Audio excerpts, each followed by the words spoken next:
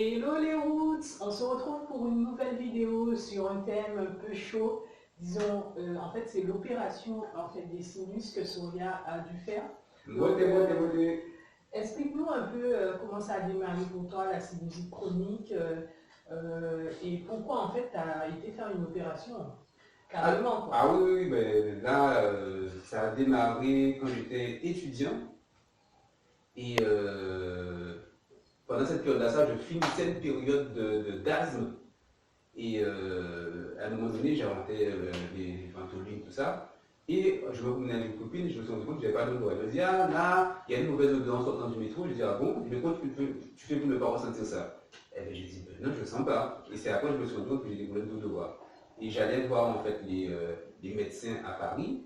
Et ils me disaient en fait que j'ai une sorte de rhinite, ils me donnaient des produits, des choses comme ça. Mais ça ne passait pas. Et c'est comme ça que ça a commencé, je me suis rendu compte de ça. En fait, au départ, tu as une l'asthme qui t'avait déjà prouvé pas mal de petits Ah oui, mais j'ai souffert de ça pendant mon enfance aussi. Ouais, donc qui t'empêchait de respirer avec les déclenchements de crises d'asthme et tout. Et par la suite, en fait, tu as eu une période où tu as un peu arrêté la ventoline. Et c'est après que carrément la limite s'est déclenchée.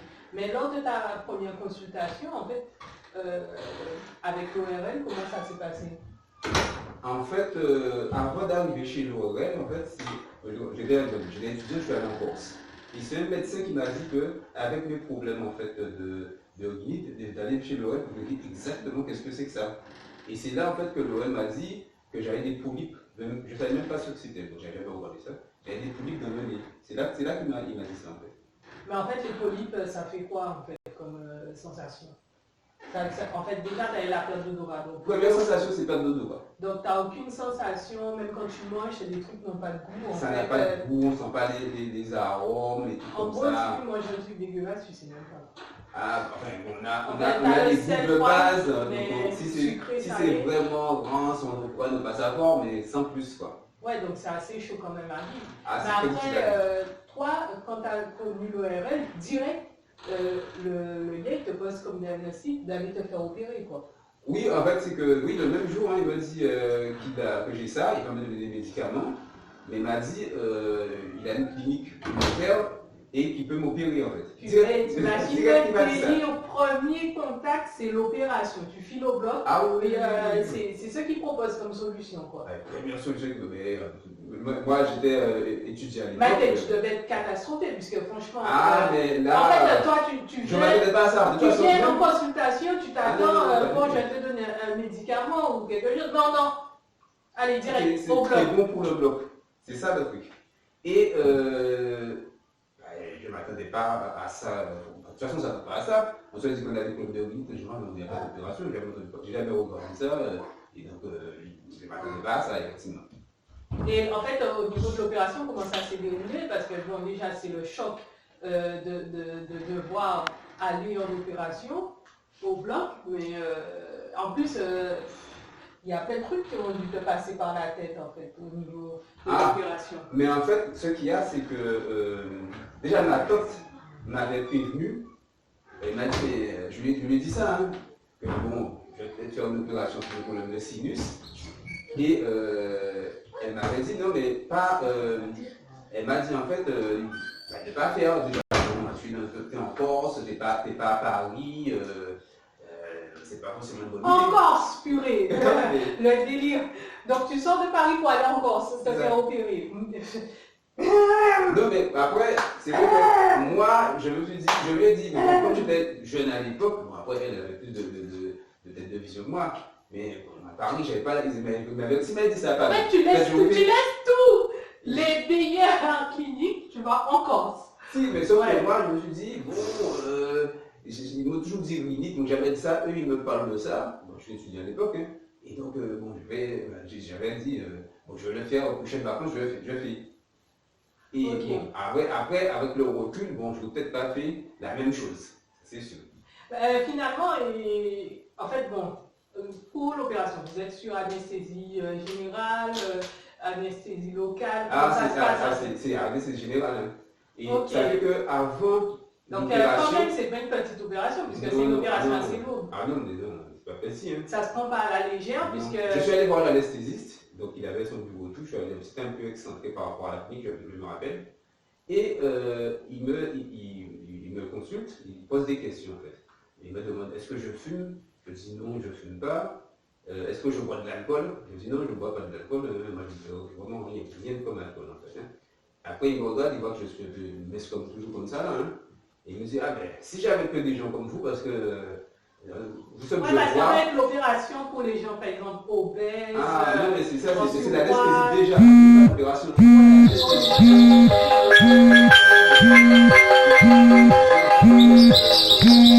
Au niveau de l'anesthésie, il faut qu'il règle. Bon, déjà, au millimètre. Si tu as des problèmes de santé, oui, bien sûr. Que ce soit obésité, que tu fumes de temps en temps ou bien l'alcool, là, c'est sûr que ça ne se passe pas de la même manière. La plupart des gens boivent de l'alcool, hein, donc ils pensent ne pas boire beaucoup, mais en fait, ça interagit avec l'anesthésie. Il doit poser bien les questions et ajuster au millimètre près pour la personne ne s'endort pas. Anesthésie générale, on te débranche, quoi. Ah oui, mais c'est le noir complet.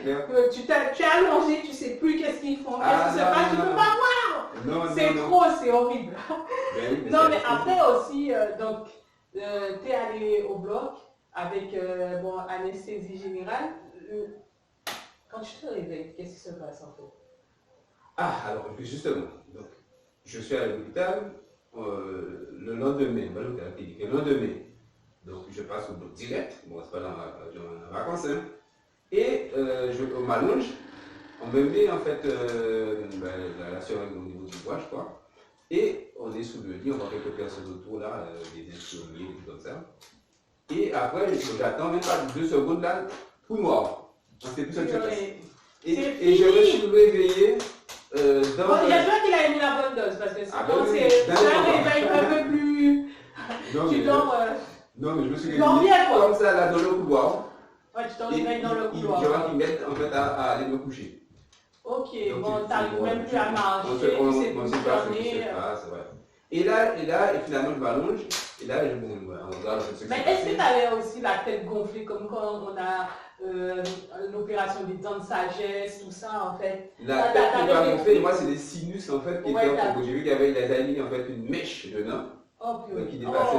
Avec une mèche, c'est un truc un peu comme. Ça ressemble un peu au coton. Une sorte de un côté des sinus, je ne sais pas si ça doit faire. Mais en gros, c'est l'infirmière qui prend ça a de la glaire dedans, ça a du sang dedans, c'est quoi ça? C'est dedans là, et ça dépasse légèrement.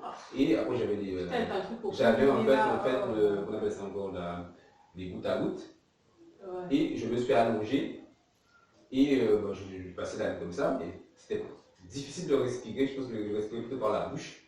Ouais. Parce que comme ça prend tout le sinus, hein, en fait, comme en fait, les polypes, en fait, c'est des croissances qui sont dans la muqueuse. Donc, ils ractent tout ça. Okay. Et après, il met un pilotage. Il faut tout nettoyer. Perc. C'est horrible. C'est rempli, hein. Ah.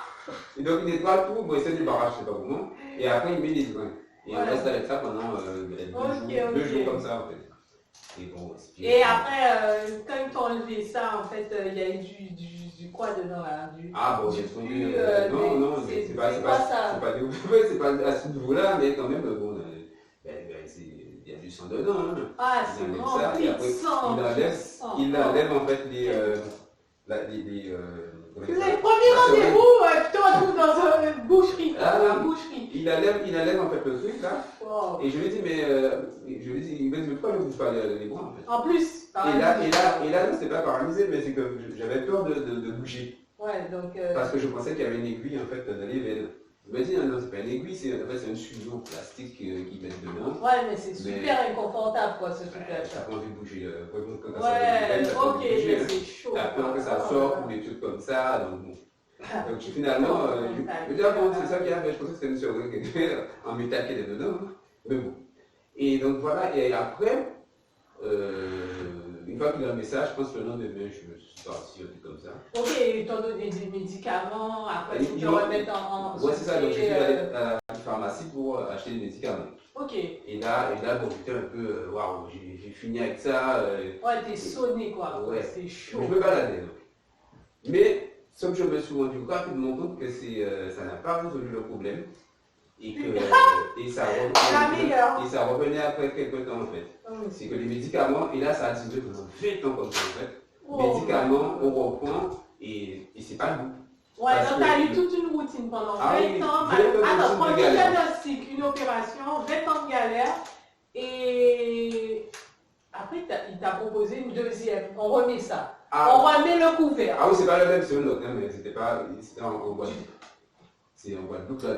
Oui, mais c'est 20 ans après, d'accord, et voilà. Tu remets ça, quoi. Et ce qui se passe, c'est que j'ai pris 20 ans des médicaments et j'ai eu des effets secondaires dans la fesse. Et j'ai pris du temps à me rendre compte que c'est des médicaments qui faisaient des effets. Mais en fait, toi, tu as des problèmes de froid.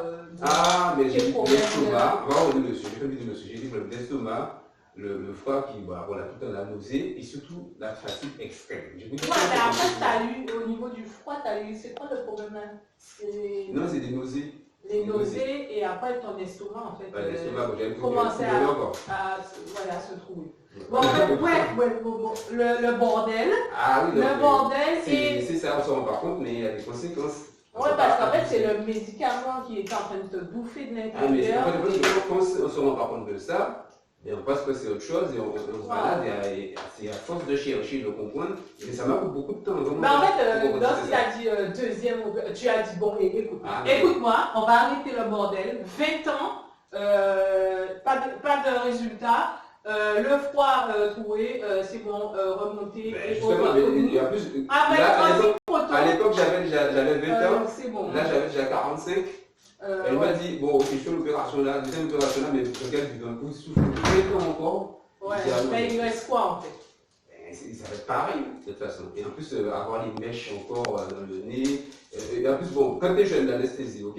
Mais à mon âge, là, je ne voulais pas du tout arrêter ça. Non, tu lui as donné son billet, c'est pas la peine. Mais attention, on va revenir sur dans quel contexte, en fait, j'avais affaire. Ok, mais dans la prochaine vidéo, on vous dira comment, justement, Soria a échappé belle à la deuxième opération, a laissé tomber le bordel et pour revenir. Je passe à autre chose, aux fondamentaux, à la base, à la racine, on n'a pas le choix. Au naturel, voilà. On fait reprendre sa vie en nous. Et comment ça va s'ouvrir? Voilà.